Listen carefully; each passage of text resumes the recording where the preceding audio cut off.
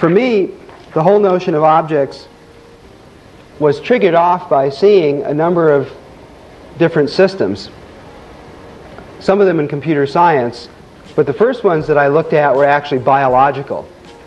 I have a degree in molecular biology, and one of the things that struck me when I was studying molecular biology many years ago was that compared to the kinds of structures that we tend to build here on Earth, the average biological structure is more than 1,000 times as complex, both as regard to the number of different parts it has and to the complexity that has to be controlled. For instance, a grand piano is a rather complex machine, has about 20,000 parts, which surprises most musicians who don't even think that they're actually playing on a machine. They think of it as an instrument, and an instrument by definition can't be a machine, but in fact it is a machine. Has about 20,000 parts. Our bodies have approximately 1 trillion cells in them, and each cell is rather complex. Each cell has many millions of components in its own right.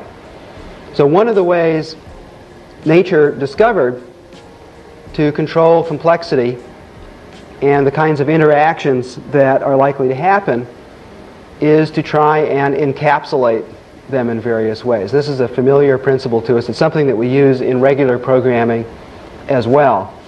Try and encapsulate. And the question you're always asking when you encapsulate, we're going to ask this quite a bit later, is just what is encapsulated? What kinds of things are we trying to control?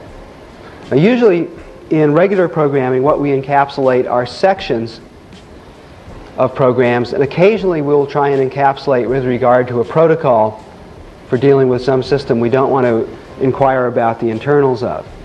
What biological systems encapsulate is the actual environment in which most important processing takes place. There are very few object-oriented programming languages that go that far. The average object-oriented programming language encapsulates not the environment, but in fact something like the state of a data structure along with the procedures that know how to intimately manipulate it, and try and tie those two areas together in a way that they cannot be penetrated from the outside. When people speak of an object-oriented programming language like Objective-C or C++, they're talking about even less than that, because there the encapsulation is almost a convention. It's done by means of macros. The amount of protection at runtime that is delivered is rather low.